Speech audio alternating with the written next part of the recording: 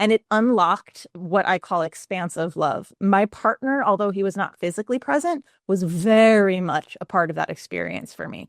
My heart opened up. I thought I had loved to my fullest capacity. I was incorrect. I felt so close to him, felt a part of that experience. Right after I left my friend's place, we agreed I would call.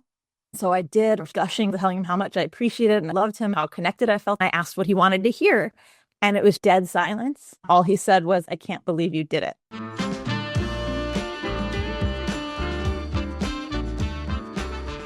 Hello and welcome. Today I have Ali Iseman, aka the Non-Monogamy Nerd. She is a certified relationship coach, erotic event producer, and founder of Passport to Pleasure. She's been featured in the New York Times, Cosmopolitan, and has been helping couples open their relationships and open up to each other without breaking up. Welcome, Ali. Thank you so much for having me. I'm delighted to be here. Ali and I met at the Sex Tech Conference in Berlin, and it was exciting to hear about her story. I would love for you to tell the audience a little bit about that. Which chapter do you want me to start in? I only got the abridged version, so the one that would be most interesting. I think what a lot of people, as you mentioned, I'm referred to as the non-monogamy nerd. I think it's helpful to mention how that came about in forms where I find myself now in regards to love, dating, relationships. I was very much a serial monogamist. My first boyfriend was in first grade. And I was always in that, whatever that relationship was, for about the same amount of time, and single for about the same time, and then boom, into the next one. And over again. I was only dating men at this time as well. I was closeted in every way. I'm a nerd, hence the moniker. When I notice a pattern, I wonder what would happen if I changed a variable. What would happen if I was single for longer than I normally am? If I know I'm always single for, I think it was 4 months, let me see what happens on the other side of that 4 months. If I can be single for 5 or 6 months. I discovered all of my shit. So I had to start doing a lot of personal development instead of hiding it in dysfunctional relationships. So I started really examining myself, really coming to understand like what I was interested in, what got me excited for when it came to love and sex and all that fun stuff. And then still got into a few more monogamous relationships with men. But now I had a better understanding of what I was actually interested in. So I started broaching things like, I think I might be attracted to women. How does that feel for you? And we would always land on, okay, great, we can have a threesome with another woman. Never manifested. Not for lack of trying. It turned into my last monogamous relationship where we broached the topic of experiencing other people. Is on the road a lot for work, traveling all over the world. I would join him when I could, but I couldn't always be there. I told him it was exciting to me, the thought of him connecting with somebody on the road. Just send me a PG-13 consensual picture, have fun, and tell me about it afterwards. I didn't understand the bad rap that jealousy had, because thinking about that, and this is true for my other partners as well, it got me excited. I loved hearing about my partners being attracted to other people. It was exciting. I didn't know the word compersion or erotic jealousy. I thought that's what jealousy was, and it felt good. I didn't get why everyone had a problem with it. Cut to, he does connect with somebody, sends me a picture. She's super cute. I'm very excited. They end up staying up all night talking, and that's it. Fantastic. We're on the road. I'm excited. This is fantastic. The next opportunity comes another time he's out of town and I'm unable to join him. A friend of mine, we'd known each other for probably 5-6 years. We had a sexual history, but he had left the city to move across the country and was coming back for some work. So we hadn't seen each other in about a year. It was just a friendship between two hot people who enjoy sex. So we did that together. And I broached this to my partner. I said, this is a perfect opportunity, super safe. We know each other. He's a great guy. There's no risk of anything developing. This is a great starter pack. My partner gave me this green light. And my friend and I had an amazing night together. I ended up learning that his last relationship was actually open, which I didn't even know. So we got this like beautiful opportunity to connect as friends even deeper. And it was just so much fun. And it unlocked what I call expansive love. My partner, although he was not physically present, was very much a part of that experience for me. My heart opened up. I thought I had loved to my fullest capacity. I was incorrect. I felt so close to him, felt a part of that experience. Right after I left my friend's place, we agreed I would call. So I did, gushing, telling him how much I appreciated and I loved him, how connected I felt. I asked what he wanted to hear, and it was dead silence. All he said was, "I can't believe you did it." That was a big turning point. We tried to figure out a way forward, sought counsel from friends. There were other issues in the relationship, but ultimately we did go our separate ways. And I'll never know if that was he like testing me or something? Because I didn't and now you did, so I love you more. Or maybe he thought he would be okay and then he wasn't. And it was just too much emotion. He didn't have the tools to process it. I don't know. Either way, we both could have done a lot more and a lot of things better. That started me on this journey of, okay, I know this is really real for me. I definitely want to explore this. I don't know what I'm doing, and I don't want more emotional casualties on my conscience. Let me be single and figure out what this means. I opened myself up to dating apps. Were still newer, but it's how you met people. I started stepping into that. I'm a nerd, so I read everything I could find. That has been the last decade of my life. Supporting that, of course, with getting certified. I did initially pursue my master's in psychology. Where I am now, I've had very different types of relationship dynamics. I did get to experience actual jealousy for the first time in my first non-monogamous relationship. It is very different than compersion.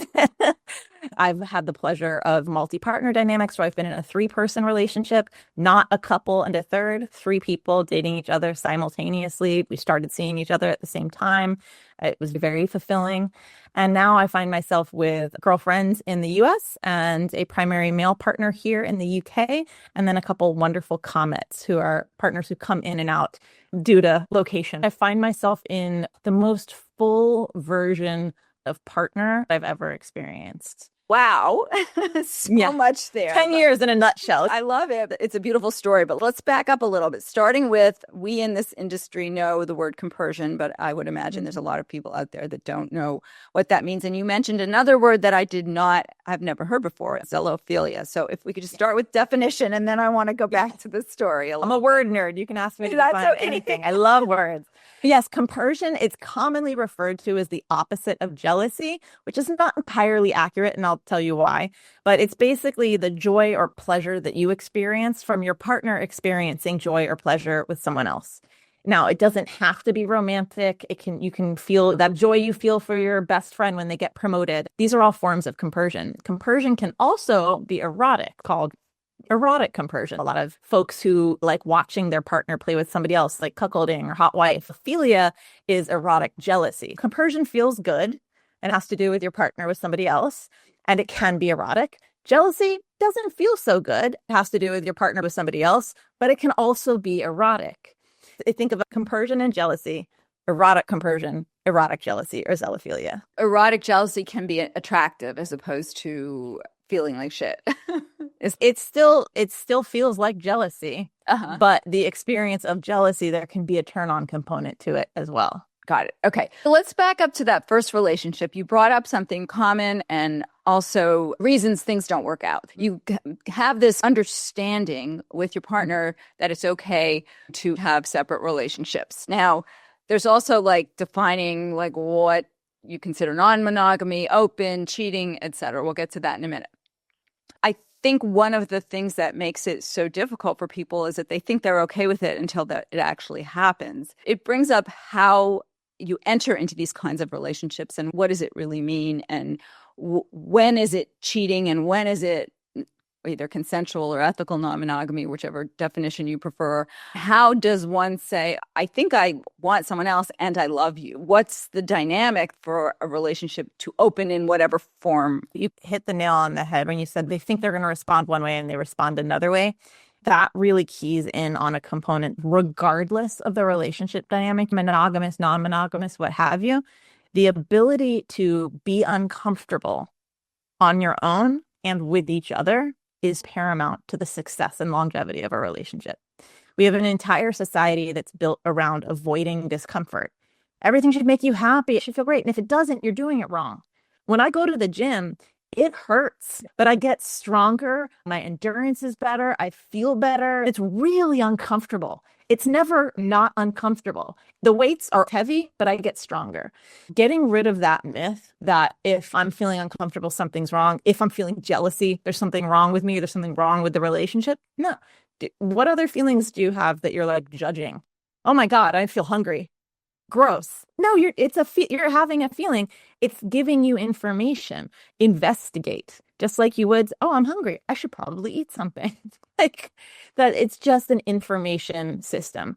Like I said, the most important component, especially if you're looking to explore opening up your relationship, whether it's polyamory or an open dynamic, don't get overwhelmed by it. At the end of the day, relationship breaks down to just agreements. Whatever relationship you're in, it's about the agreements you have. And that's why getting clear on terms like cheating. What is cheating? What is a commitment? That's really important. Again, even if you're a monogamous, making sure you're on the same page. Because if we take it back to that experience I had with my last monogamous partner, it's totally fine if he thought he would be okay with something and wasn't, if we have the frameworks in place of, and this is how we're going to process it together. But like I said, I did everything wrong. I've done everything the hard way, so you don't have to. There was not anywhere near the resources available that there are now back then. And even now, it's still potentially hard to find. Having the willingness to be like, I am not okay with what happened. This is why I need some extra reassurance right now, and getting clear on why it's happening. What do you need to feel stable? The way we manage those bumps is what makes the relationship bulletproof, not avoiding the bumps. So again, the long version of answering your question is that key component. Are you able to be with your discomfort so that you can be with your partner in discomfort and grow from it? Because that's where intimacy lives, that vulnerability, not when everything's sunshine and roses. Wow, that's beautiful. It brings up for me, because I have traditionally been in monogamous relationships and I've been single in shorter relationships after a 5-year monogamous relationship. We always said in that relationship that if one of us felt like we wanted to be intimate with somebody else, it wasn't working there. It would be cheating. And I said, if I felt like I needed to cheat, then you weren't enough for me. Also, I'm bicoastal. I live between California and New York. And I have a partner in New York. It started as someone I wanted a serious relationship with, and he didn't have the capacity to do that. And then I got okay with it because it was somebody I hung out with in New York. Now I'm dating here because I wasn't for a long time. And I'm wondering, what would it be like to openly have those two relationships when I'm with somebody I care about and I'm getting intimate with? I don't really crave that other person so much. But over time, I would imagine when that new relationship energy starts to fade, that might be something I'd want to entertain. How do you maintain, especially it sounds like in your situation, you've got two love relationships, and as well as these, you call them comets, but let's say these two love relationships. How do you maintain that? Do you think that's something that you were oriented towards? It's just something that you always had the capacity to do? Do you think people can become oriented towards having multiple love partners? Let's take out the sex for a minute. Yeah, I think it's important to note the difference. There's romantic needs and there's sexual needs, emotional versus physical. Those are different needs. Hierarchy of exclusivity for each of those needs. You may be monoromantic. You only love one person, or you feel happiest loving one person, but you're polysexual. You like to have multiple sexual partners, or vice versa. It's a sliding scale, not black and white. Understanding that those are separate is important. There's an ongoing debate. Is non-monogamy an orientation or a lifestyle? It's both. I go to events catered towards people like me. I host and run events for folks like me. I feel I can love fully and be my most authentic self in this dynamic. Now, I want to be really clear. Does that mean that I am on every dating app there is, swiping for 3 hours a day? Personally, not right now. I have been more proactive in the past, where I'm currently at in my current relationships and life. I'm not seeking, but I love being available to potential opportunities, to potential experiences. If I'm out, and especially in a new city, I'm trying to make new friends and get out there. If someone approaches me, I've gone on a couple dates, people approaching me on the street, which is not the experience I have in the US. Very different approach here. I think I need to move to London. It was a delightful exchange. So new. It didn't result in anything romantic. I have a lovely human in my neighborhood that I say hi to now. I love being available for those connections versus feeling like I have to shut down what life is offering me, owned by someone. No, I'm choosing to be with my partners. Nobody I'm going to meet affects that. I'm with this person because of who they are. Not because I think we have this, especially with the swipe culture. What if something better comes along? What if something better comes along? What if you spend the rest of your life swiping? I choose my partners for who they are, who they make me want to be in our relationship, or how I show up. Like, I love I love the version of me that is highlighted. Everybody we meet brings out different qualities in ourselves. It's normal. One of the beautiful things of having multiple partners is I get to experience different versions of myself. All are authentic. Different people highlight different qualities. And I love my primary partner. I love our dynamic. I love my dynamic with my girlfriend. It's more romantic than sexual, but so fulfilling and nurturing and supportive. She's an extremely important person in my life. And why would I not want that because someone else wonderful is also in my life? They know each other. They get along great, which always makes it easier. Not always the case. But to me, it's a yes and. I always like to reference, like for folks who have kids who are very just adamant that you cannot love more than one person at a time. You cannot be sexually attracted to more than one person at a time. And I'm like, you know what? You're right. Which one of your kids do you love? I love that. When people say I'm looking for my soulmate, I always say I've got more than one soulmate. You might have a soulmate as a friend. You might have a soulmate as a lover. You might have a soulmate as a child. I totally agree with that. I wonder, and maybe it's because it's not something I'm familiar with, or I haven't been in a situation to really love two people. When you're with one partner, do you still how do you still have those romantic, and you're saying they're not sexual, or how do you have sexual feelings for somebody else if you're with one person? I want to make sure I understand the question. Say I'm spending time with my partner here in the UK. How am I maintaining my connection to my girlfriend? Do you go back and forth? Yes, emotionally and physically. I'm not consciously aware of every emotional experience I'm having all the time. Our brain can you think, how much data we get constantly all the time? I'm not currently aware of how much I love my sibling. Now I am, because we're talking about it doesn't go away because I'm not with them or I'm not, right. You know what I mean?